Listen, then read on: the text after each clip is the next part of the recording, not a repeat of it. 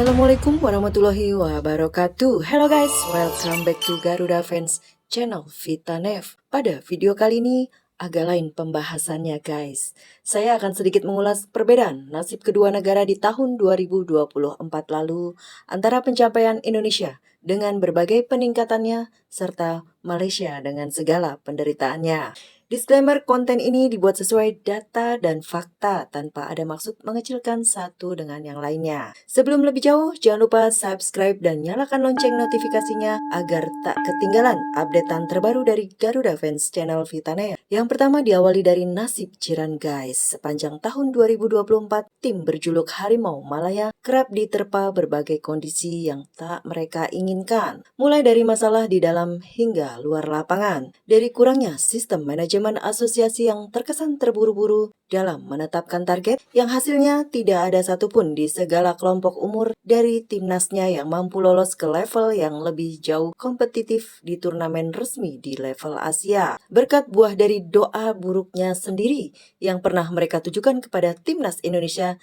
yang sedang berjuang lolos fase gugur untuk pertama kalinya di Piala Asia 2023 Qatar yang diselenggarakan pada awal tahun Januari 2024 lalu. Setelah doa dan sumpah serapah tersebut seketika berbalik ke mereka dari mulai menjadi wakil ASEAN terburuk dengan kalah 2 kali beruntun dari Yordania dan Bahrain. Bahkan dengan hanya membawa pulang 1 poin hasil seri lawan Korea Selatan yang memang sedari awal dengan sengaja menghindari Jepang. Hasil 3-3 yang akan mereka ingat hingga bila-bila masa alias akan mereka ingat sepanjang masa. Sementara timnas Indonesia yang mereka doakan sebelumnya justru berhasil lolos ke 16 besar bersama dengan Thailand sebagai wakil dari ASEAN. Setelah Piala Asia Senior dan lanjutan kualifikasi Piala Dunia ronde kedua usai, masuklah ke bulan April di mana junior mereka yang berjuluk Harimau Muda kembali istiqomah mengikuti jejak seniornya menjadi juru kunci grup dengan 0 poin hasil 3 kali kalah beruntun di fase grup Piala Asia U23.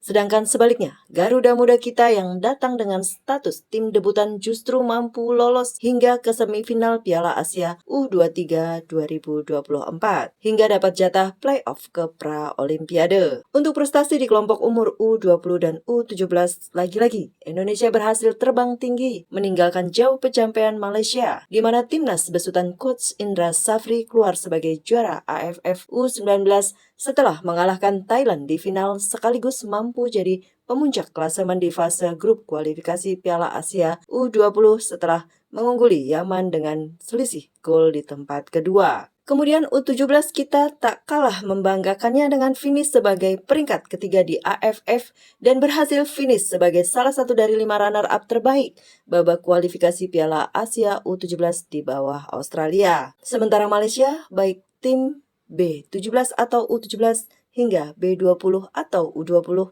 keduanya tak ada satupun yang mampu lolos ke putaran final Piala Asia kelompok umur karena mereka harus menerima kenyataan terhenti di fase grup. Dan event terakhir, tim muda kita yang dipersiapkan untuk SEA Games gagal memenuhi target lolos ke fase gugur di Piala AFF Senior atau ASEAN Championship 2024.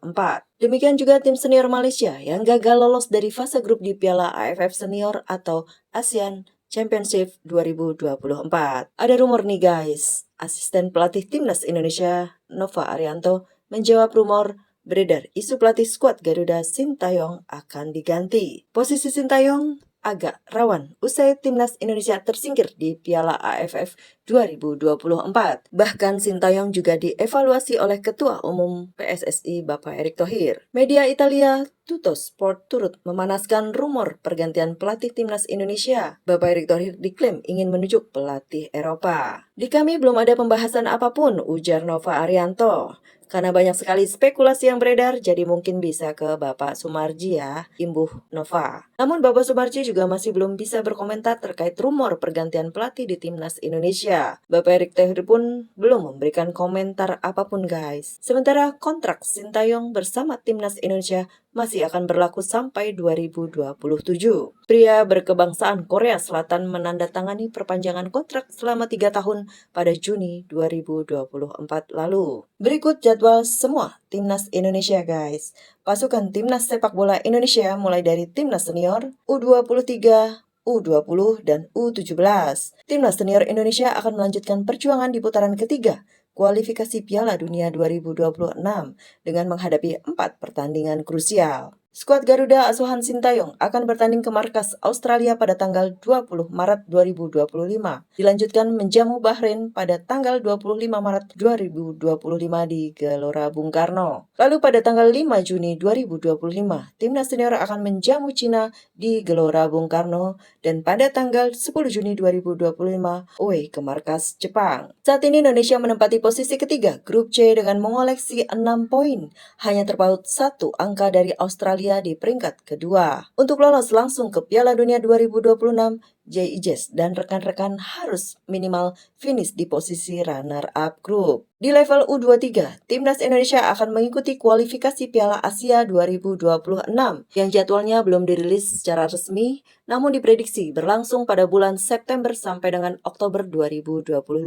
Di penghujung tahun, skuad Garuda Muda akan bertanding di SEA Games 2025 Thailand yang digelar pada tanggal 9 sampai 20 Desember 2025. Timnas Indonesia U20 akan lebih dulu beraksi di awal tahun dengan tampil di Piala Asia U20 2025 di Cina pada tanggal 6 sampai 23 Februari 2025.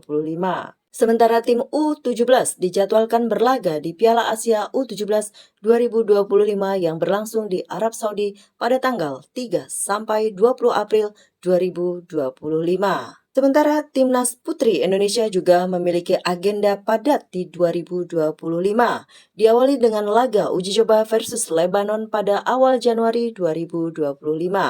Selanjutnya, skuad Garuda Pertiwi akan menjalani 2 periode FIFA Matchday pada tanggal 17 sampai 26 Februari dan 31 Maret hingga 8 April 2025.